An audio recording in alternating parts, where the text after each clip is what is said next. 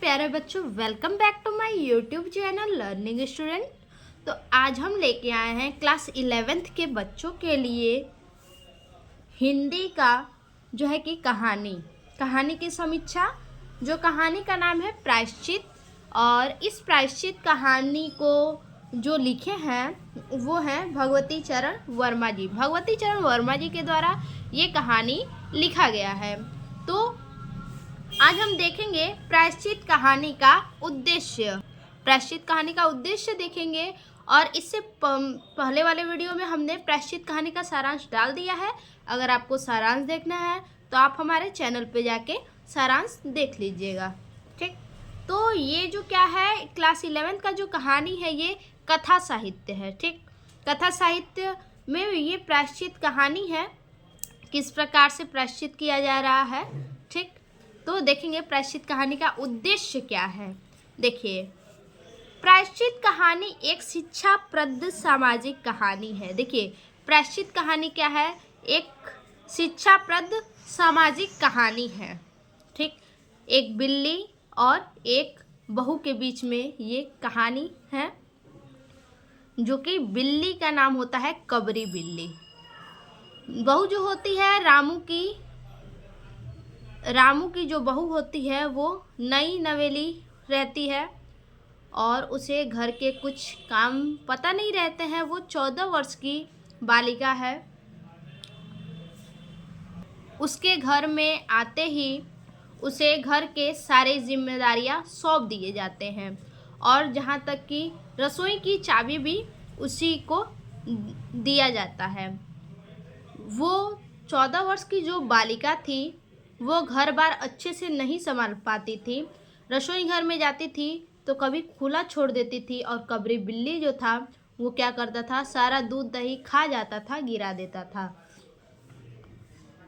तो रामू की जो बहू थी वो जो है कि कबरी बिल्ली को एक दिन मारने का निश्चय बनाई, और क्या किया, एक दिन उसने झटके से उस बिल्ली को मार दिया। बिल्ली वही ज्यों का त्यों लस्त पड़ गई, और बहू को लगा, जो 14 वर्ष की बालिका जो बहू है रामू की, उसे लगा कि बिल्ली क्या हुई, मर गई है। तो रामू की जो बहू है, रामू की पत्नी आई, बोली कि ये तुमने क्या अनर्थ कर दिया। तुरंत पंडित को बुलवाया गया और पंडित से निष्कर्ष निकलवाया गया। पंडित बहुत ही ज़्यादा लालची था। पंडित का नाम था परम सुख, जो कि बहुत ही ज़्यादा लालची पंडित था। तो पंडित ने क्या किया कि बहुत सारे अनाज, धन दौलत, सोने के बिल्ली, ये सब उसकी सास से, रामू की पत्नी से कहा था ये सब देने के लिए, ताकि प्रायश्चित किया जा सके बिल्ली के मरने से। तभी एक पड़ोसन आई और बोली बिल्ली तो भाग चुकी है, ठीक। तो इसी कहानी का उद्देश्य हम देखेंगे। देखिए, सामाजिक कहानी है, लेखक ने बड़ी कुशलता से एक ऋणग्रस्त परिवार की आस्थाओं का चित्रण करते हुए अंधविश्वास पर चोट करना है। देखिए क्या कह रहा है कि लेखक ने बड़ी कुशलता से एक ऋणग्रस्त परिवार की अवस्थाओं का, कैसा परिवार है, ऋणग्रस्त परिवार है, यानी मिडिल क्लास फैमिली है, सामान्य परिवार है, मिडिल क्लास जो फैमिली है उनका चित्रण यहाँ पे किया है कि कैसे अंधविश्वास लोग कर लेते हैं। अंधविश्वास पर चोट करना है, ठीक। अब देखिए, बिल्ली की हत्या जैसी साधारण घटना से जुड़े सामाजिक आडंबनाओं को अभिव्यक्ति दी गई है।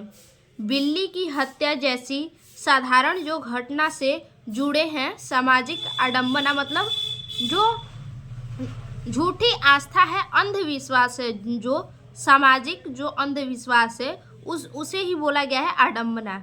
आडंबरों को अभिव्यक्ति दी गई है। अंधविश्वास से जकड़े हुए इस समाज में पंडित परम सुख हैं, उनके जैसे इस समाज में बहुत ही ज़्यादा लोग हैं जो स्वार्थी व लोलुप वृत्ति के व्यक्ति जनता को लूटते हैं। ऐसे आजकल पंडित हैं जो क्या करते हैं, जनता को केवल लूटने का काम करते हैं। मांस मछली सब कुछ खा रहे हैं और क्या कह रहा है कि हम पंडित हैं, और सिर्फ स्वार्थ के लिए कह रहे हैं कि अपने स्वार्थ के लिए केवल कुछ भी पूजा पाठ हो, कहीं भी ये चाहिए वो चाहिए, ये दान में दिया जाता है वो दिया जाता है, बस ऐसे ही क्या करते हैं कि लोगों को लूटते हैं, जनता में श्रम उत्पन्न करते हैं तथा अपनी रोजी रोटी के साधनों को बनाए रखते हैं। क्या करते हैं कि अपनी रोजी रोटी के साधन को बनाते हैं। ऐसे कहीं ना कहीं जहाँ पंडित लोग जाएंगे वहाँ जजमान लोग क्या करेंगे, कहेंगे ही कि पंडित जी खा लीजिए। रोटी के साधनों को बनाए रखते हैं। लेखक ने पात्रों की मन स्थितियों द्वारा स्पष्ट किया है कि जनता स्थिति के सत्य को जानते हुए भी, जनता क्या कर रही है कि स्थिति के सत्य को जानती है कि ऐसा हो रहा है, फिर भी क्या करती है, अंधविश्वासों से मुक्त नहीं हो पाती। जनता सब कुछ जानती है फिर भी अंधविश्वासों से मुक्त नहीं हो पाती और चाहे अनचाहे पंडितों द्वारा सुझाए गए विधि विधानों का निर्वाह करती है। जो पंडित के द्वारा विधि विधान बताया जाता है उसी पे जनता क्या करती है, चलती है कि जैसे कह रहे हैं वैसे करना ही है।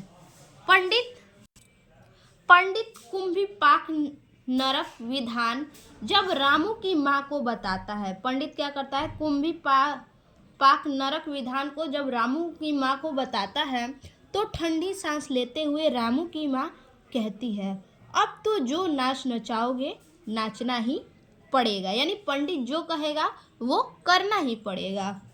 लेखक ने सारगर्भित व्यंग प्रयोग द्वारा जनता को अंधविश्वास फैलाने वाले पंडित से सजग होने का संकेत दिया। लेखक ने क्या किया है कि जो पंडित पाखंडता फैला रहे हैं, गलत बात फैला रहे हैं, उससे क्या करना है कि उस अंधविश्वास से सजग रहना है, सजग रहने का संकेत दिए हैं। कहानी का उद्देश्य सार्थक है, यानी ये हमारा हो गया कहानी का सारांश। फिर से मिलते हैं ऐसे एक और नए वीडियो में, तब तक के लिए धन्यवाद।